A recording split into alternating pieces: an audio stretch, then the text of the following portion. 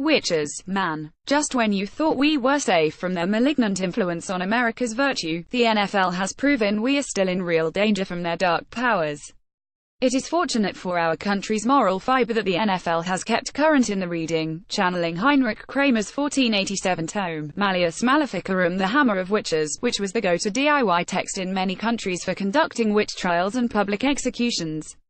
As a result, an estimated 40,000 to 50,000 witches were put to death, about 80% of which were females. Why so many women? Kramer explains that it's because a woman is more carnal than man, as is clear in connection with many filthy carnal acts. He believed that the UAL desire men felt when looking at a woman who was not their wife was due to the vixen casting magic spells to tempt them. As punishment, these UAL sirens must be, if not beheaded, drowned, or hanged, at least fired from their cheerleading jobs. Bailey Davis, the 22-year-old former New Orleans Saints cheerleader, was recently fired for violating team social media rules by posting an Instagram photo of herself in one-piece lingerie that shows as much skin as a one-piece swimsuit in a Nordstrom's ad, and a lot less than their cheerleading outfits. She has since filed a complaint with the Equal Employment Opportunity Commission for gender discrimination. When she spoke to a representative from the Saints Human Resources Department, he complained that in her photo she had a dirty face, clear proof she was casting her spell compelling virtuous men to filthy carnal acts, and that he'd never allow his granddaughters to post something like that. Grandpa's pompous Lord Tyrion Lannister response encapsulates exactly what's wrong with NFL management. They insist on being the self-appointed guardians of America's mythological vision of itself. Malt shops on every corner, Pat Boone crooning on the jukebox, and modestly dressed virgins sitting around with knees clamped together waiting to be asked to prom. This 1950s, father knows best soundstage fantasy doesn't stop with paternalistic and puritanical gender stereotypes, but also promotes simplistic notions about race and patriotism.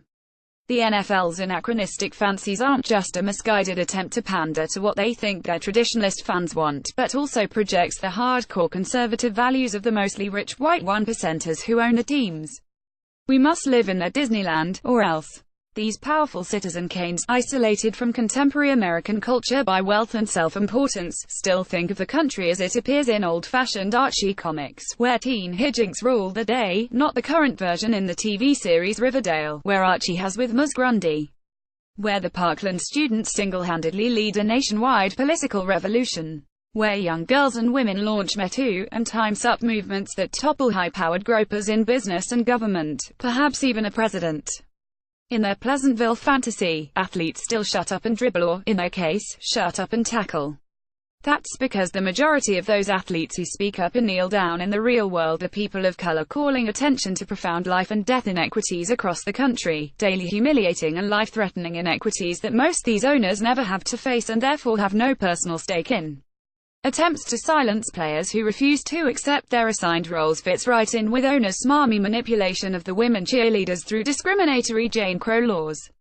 The country would be outraged if a team's rules stated that if a black player was eating at a restaurant and a white player walked in, the black player would have to leave the restaurant. Yet, those are the rules for Saints cheerleaders, who must leave a restaurant they are eating at if a Saints player arrives. We would be equally outraged if a company demanded that office personnel address top executives only with "hello" and "you're wonderful." Yet the Saints cheerleaders are restricted to saying only "hello" and "great game" to players. Other restrictions about weight, makeup, body hair, tampon use and forbidding sweatpants in public make it seem as if the Saints watched The Handmaid's Tale and thought, they just don't go far enough. In other words, shut up and jiggle. These highly trained and skilled women are being told that the NFL just wants to protect them from UAL predators, particularly NFL players. Like the grumpy grandpa in Human Resources who wouldn't allow his granddaughters to post photos he doesn't approve of. The NFL wants to be their creepy pimpy daddy. These are adult women who should be permitted to make their own decisions about who they contact and who they don't, especially since the players have no such restrictions. A cheerleader poses in modest lingerie and SHES fired a player knocks out his wife on video and is suspended for 2 games. Boys will be boys, but girls must be what the NFL tells them to be. For necessary movements like Me Too and Time's Up to thrive, Americans have to recognize that how we treat females in high-profile entertainment contributes to the detrimental perception that walls them in and diminishes their contribution to society. Less pay communicates less value. Forcing rules that treat them like children demeans their intellect.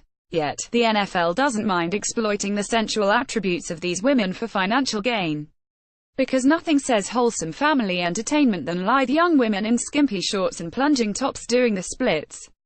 I'm sure 13-year-old Jimmy and his leering father are watching their energetic performance thinking only the purest of thoughts. So, this moral umbrage over an Instagram photo is the height of hypocrisy. The NFL continues doddering down the path to cultural irrelevancy. Ticket sales are down, television audiences are smaller, fear of concussions is causing more parents are keeping their kids from playing football, and 4 states are considering banning tackle football for players under 12. Instead of embracing the real world, team owners mistakenly think they can hold on to their fan base by holding back the hands of progress. Apparently, they never watched Getting Straight 1970, set in the days of nationwide tumultuous student protests.